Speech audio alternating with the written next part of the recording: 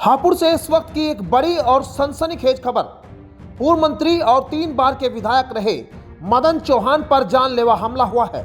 सगाई समारोह में शामिल होने जा रहे मदन चौहान पर अज्ञात बदमाशों ने फायरिंग की कोशिश की है। हालांकि गनीमत रही कि गोली नहीं चली और एक बड़ा हादसा टल गया। ये तस्वीरें हैं हापुड़ की, जहां देर रात पूर्व मंत्री मदन चौहान उस वक्त बाल बच गए जब कार सवार बदमाशों ने उन पर पिस्टल तान दी। बताया जा रहा है कि मदन चौहान गढ़मुक्तेश्वर क्षेत्र के गांव हिरणपुर में एक सगाई समारोह में जा रहे थे। इसी दौरान रास्ते में 3 युवक अचानक उनकी गाड़ी के सामने आकर खड़े हो गए। आरोप है कि बदमाशों ने पहले गाली गलौज की, फिर शीशे पर पिस्टल सटाकर फायरिंग करने की कोशिश की, लेकिन किसी कारण गोली नहीं चली और पूर्व मंत्री की जान बच गई। आज एक कार्यक्रम था नेहनीर बीजे उसमें ब्रज घाट पर, तो उसको अटेंड करने के बाद में वो लगभग 8 बजे के आसपास फिनिश हुआ। उसमें संत लोग थे, सारे लोग थे। तो वहाँ से फिर एक सगाई का मेरे पास निमंत्रण था जो हिरणपुरा गांव है। तो वहाँ पे जितेंद्र एक लड़का है हमारे साथ रहता है, उसके परिवार में उसके भतीजे का कोई सगाई का समारोह था। तो हमने उधर से जा कर के फिर गढ़ मेरठ रोड पे गाड़ी को लेकर गए, और जैसे ही गढ़ मेरठ रोड से 1 किलोमीटर का जो रास्ता है वो ऐसा रास्ता है जो अंधेरा सा रहता है। उसमें जैसे गए तो जैसे गाड़ी हमारी जा रही थी नॉर्मल, उसमें किससे कोई मतलब नहीं। ये चला रहे थे, ये दीवान जी यहाँ बैठे हुए थे, यहाँ पिए था हमारा साथ।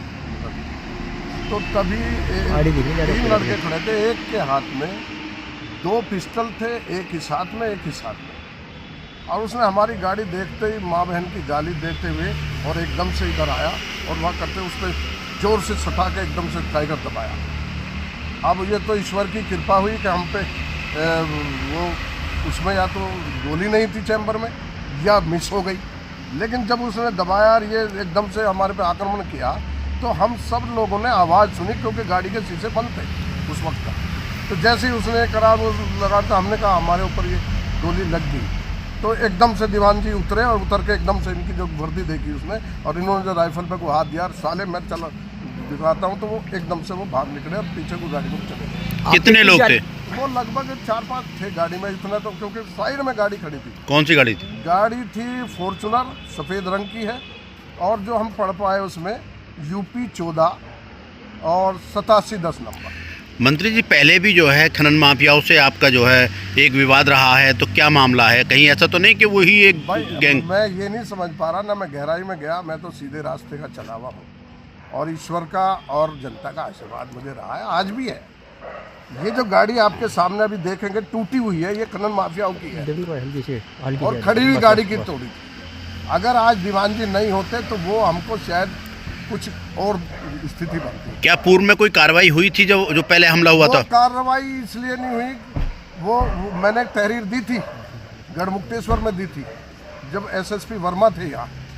अच्छा मंत्री जी, आज फायरिंग हुई थी, मतलब आप पे फायरिंग हुई थी, और वो जैसे उसने टाइगर दबाया ना, और इसमें को सटा करके एकदम से उसकी जो नाल जो ऊपर की थी सटा करके इसके ड्राइवर की साइड से उसने एकदम से जो आक्रमण किया और वो टाइगर दबाया, वो आवाज़ सब हम चारों ने सुनी। इस घटना को लेकर अधिकारी क्या कह रहे हैं? कोई बात नहीं? अधिकारी, मैंने तुरंत जैसे ही मैं वहाँ से निकला, वो फिर गांव वाले भी आ गए और वो इधर को निकल गए। तो गांव वाले, क्योंकि फ़ोन कर दिया हमारे पीए ने, जितेंद्र को फ़ोन करा, यार ये बदमाश कौन है, ये ऐसे इस तरह से हो गया। अच्छा, मैंने जैसे ही हम वहाँ से लौटे तो रास्ते से ही फ़ोन कर दिया था मैंने इंस्पेक्टर साहब को। इंस्पेक्टर साहब ने कहा कि मैं दिखवाता हूँ, मैं उसमें कैमरों में भी लगवाता हूँ, चेकिंग कराता हूँ, कराइए। ठीक। तो ये स्थिति, मुझे खतरा है और मेरी और जान माल का पूरा खतरा बना हुआ है। मैं सुरक्षा चाहिए, और मैं पूरे प्रशासन से भी और पुलिस प्रशासन से भी उनको अनुरोध करूँगा, और अब भी मैंने उनको अवगत करा दिया है। एएसपी साहब से अभी मेरी मुलाकात संभवतः होने वाली है, आगे वो भी कह रहे थे कि मैं उधर हूँ।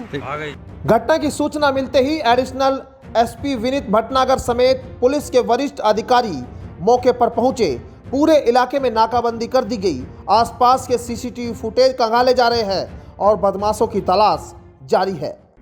थाना गढ़मुक्तेश्वर के गांव हिरणपुरा में एक वैवाहिक समारोह था, जिसमें कल रात्रि लगभग 9 बजे के आसपास माननीय पूर्व मंत्री जी श्री मदन चौहान जी भी वहाँ पर आमंत्रित थे और गए थे। उनका कहना है कि जब वो गांव में प्रवेश कर रहे थे तो इस शादी के स्थल के पास में ही एक सफ़ेद फॉर्च्यूनर कार से कुछ लोगों ने निकल के इनके साथ अभद्रता करी और ड्राइवर साइड से जो शीशा चढ़ा हुआ था उधर से कुछ पिस्टल दिखा करके उसका ट्रिगर दबाया। इस पे मैंने घटनास्थल का निरीक्षण किया है। माननीय पूर्व मंत्री जी से मेरी वार्ता भी हुई है, उनसे भेंट भी मैंने करी है, उनसे तहरीर लेकर के इसमें अभियोग पंजीकृत किया गया है। वे पूरी तरह से सुरक्षित है। हमको जो क्लूज मिले हैं इसमें इन जिन लोगों ने ये घटना कारित करी है उनको मैं जल्दी गिरफ्तार करके इस पर वैधानिक कार्रवाई करेंगे। फिलहाल पूर्व मंत्री मदन चौहान पूरी तरह सुरक्षित है, लेकिन इस घटना के बाद हापुड़ की कानून व्यवस्था एक बार फिर सवालों के घेरे में खड़ी है। अब बड़ा सवाल यह है कि पूर्व मंत्री पर हमला करने वाले बदमाश कौन थे और आखिर उनकी मंशा क्या थी। फिलहाल पुलिस इस पूरे मामले की जांच में जुटी है। हापुड़ से न्यूज 80 के लिए सोनू कुमार की रिपोर्ट।